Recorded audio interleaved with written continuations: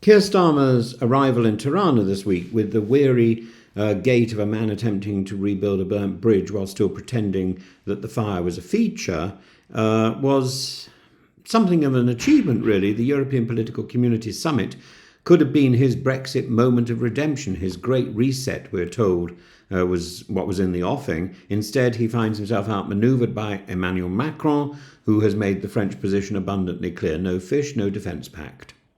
France, ever the chef in Europe's global kitchen, is now cooking up a hard link between fishing rights and security access, and Starmer may wish to treat these matters as distinct. Macron has other ideas, and in Brussels the knives are out. And at the heart of this so-called reset are three knotted issues: defence cooperation, youth mobility, and predictably fish. Macron wants 5 years of access to British waters. Well, Brexit decimated the British fishing fleets already, so this isn't going to help, is it? The UK may reluctantly offer 4. The difference is quite literally a red herring. What matters is that the European Union, and particularly France, has identified British desperation and is exploiting it. And why does this matter? Because Britain wants in, not into the EU, of course, but into its €150 billion rearmament fund. And to access it, Starmer must convince the continent that Britain is a reliable, stable and adult partner. Unfortunately, his immigration rhetoric, the island of strangers and cautious appeasement of Farage's tropes, undermines precisely his ambition. And the problem is not that Starmer is wrong to seek better ties. He should be seeking better ties. It's that he's trying to play chess with the EU while arm wrestling Nigel Farage in the corner. One cannot do both. And really, if you want to make a decision about which one is important, it's the EU.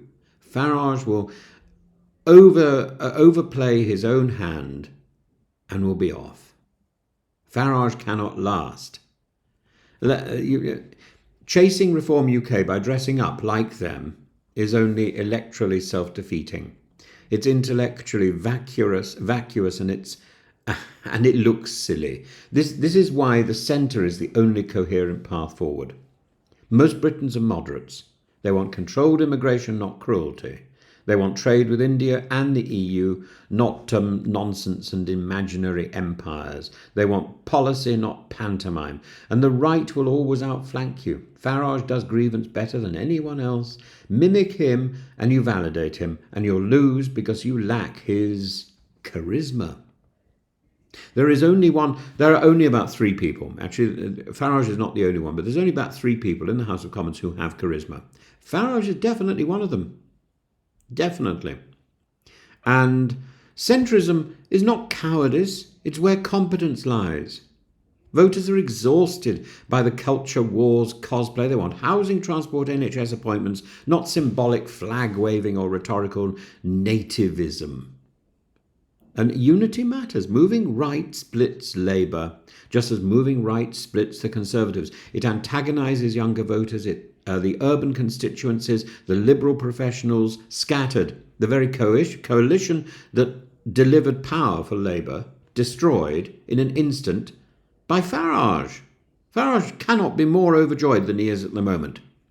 Reform UK is not a weather vane, and it's not a compass like UKIP. It's a protest vehicle, not a party of government. It thrives on rage, not reason, and treating it as a serious policy competition is a category error. And yet, I suppose we have to give Starmer his due. He has won real concessions from the Trump administration, exemptions for steel, cars, turbines, from ruinous tariffs. But those tariffs were imposed by Trump in the first place. He's played Modi's India with diplomatic poise. These are not small wins. They are impressive in the context of rising global autarky. But they are also fragile. For every Jaguar Land Rover spared a tariff, there is a voter asking, why are you still talking about Brexit like it was an achievement? And that is at the heart of it. Britain has never publicly confessed to the catastrophic damage Brexit has done. No leader has dared to say the obvious, that we amputated a limb and then blamed Europe for the blood loss and the limp. And so Starmer is forced into these side deals, these technical fixes, these diplomatic contortions, all because to speak the truth would be to ignite a civil war in his own party and be pilloried by the right-wing press. But there is a strategic truth, and that is in a zero-sum world where the US is transactional, where China is ascendant, and the EU is wary, Britain needs to be serious, not sentimental. That means stop mimicking Farage. Defeat him by contrast, not imitation. Be honest with the public.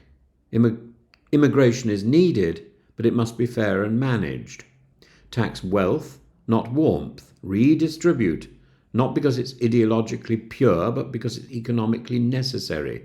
Admit Brexit was a failure, not in a press release, but in policy, quietly, competently, and inevitably build back the European alliance. Starmer may not be a charismatic leader. He lacks the fire of a Blair or the bombast of a Boris. But if he can restore the country's relationship with Europe while defending it from the lunacy of Trump and the delusions of reform, he will have done something no British leader since 2016 has achieved: reality-based government. And the summit is not the end of Brexit, but if played right, it could be the beginning of its undoing. So, if Emmanuel Macron wants to link fish to tanks and youth visas to war games, perhaps it's time for Britain to show a little more strategic cunning of its own.